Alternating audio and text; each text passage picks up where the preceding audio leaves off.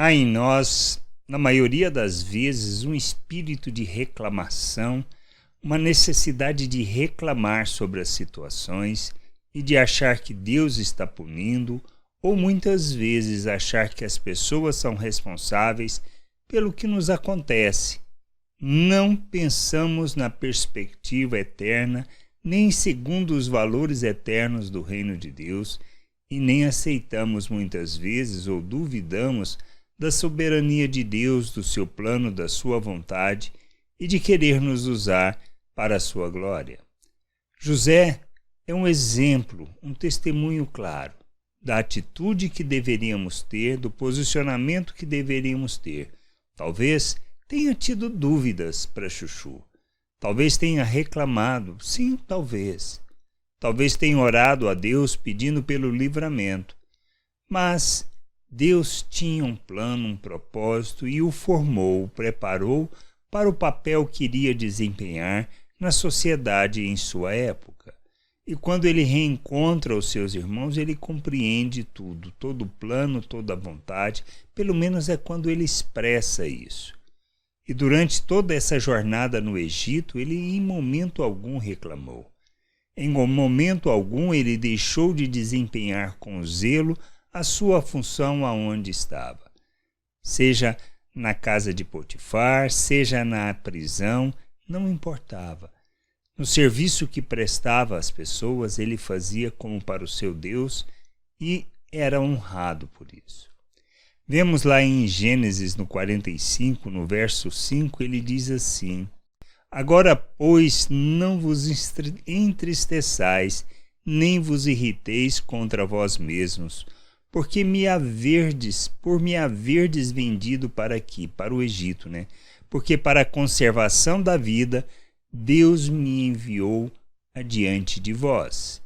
Isto ele falando para os seus irmãos. E vemos nisso que a providência de Deus, o cuidado de Deus, o preparar tudo para que possa realizar o seu plano e propósito. E depois ele diz no verso 8, Assim, não fostes vós que me enviastes para cá, e sim Deus, que me pôs por pai de Faraó, e senhor de toda a sua casa, e como governador em toda a terra do Egito.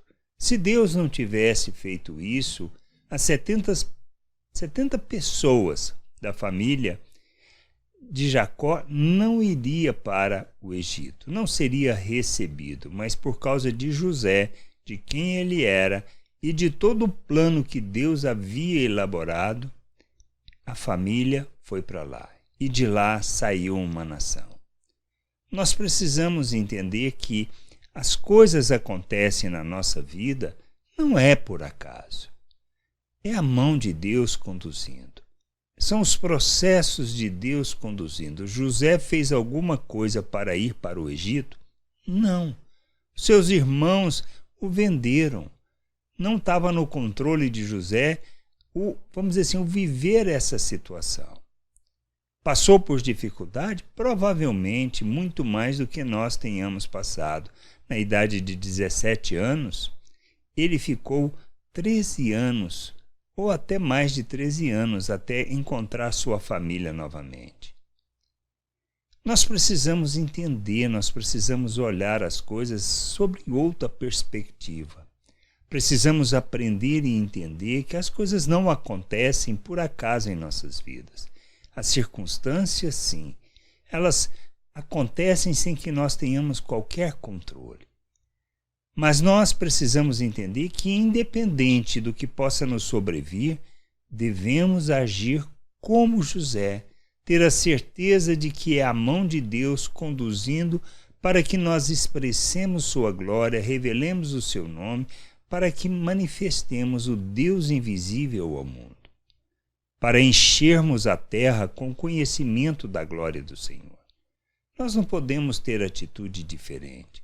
Não podemos achar que Deus está nos punindo ou que as pessoas é que são más e querem fazer um mal para nós.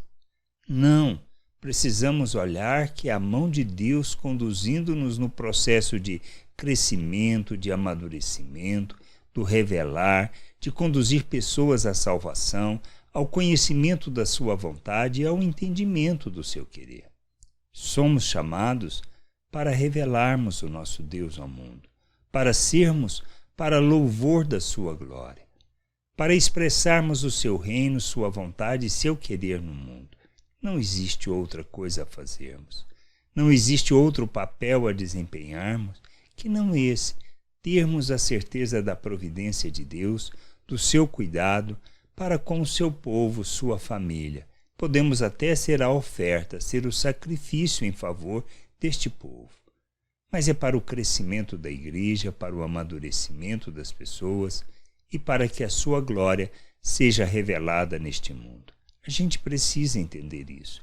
Precisamos aprender a olhar sobre outra perspectiva que não a nossa de reclamar das situações, de achar que Deus está nos punindo e não que seja para o processo, o seu processo, se cumpra através de nossas vidas para a edificação do corpo, para o revelar do seu reino e de sua salvação a todas as pessoas. Devemos aprender a agir sim, como José.